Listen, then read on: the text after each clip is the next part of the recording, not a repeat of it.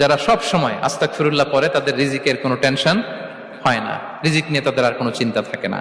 আল্লাহ নবী নূহ আলাইহিস সালাম যিনি ওনার জাতিগোষ্ঠীকে বলেছিলেন ফাকুলতু আস্তাগফিরু রাব্বাকুম ইন্নাহু কানা গাফফারা, তোমরা বেশি বেশি ইস্তেগফার পড়ো, তিনি ক্ষমাশীল।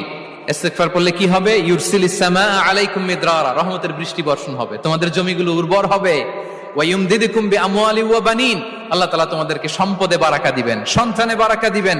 ওয়া ইয়াজআল লাকুম জান্নাতিন ওয়া ইয়াজআল লাকুম আনহারা, তোমাদের ফসল ক্ষেতগুলো সবুজ শ্যামল হয়ে ভরপুর হবে, তোমাদের রিজিকে বারাকা নেমে আসবে। তাহলে আমরা যেন বেশি বেশি ইস্তেগফার করি। বিষ্ণু ঈসা ইসলাম বলেছেন মান লাযামাল ইস্তিগফার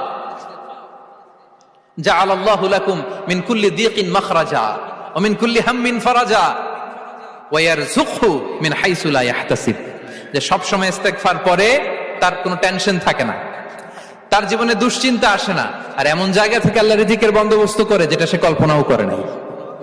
সুবহান।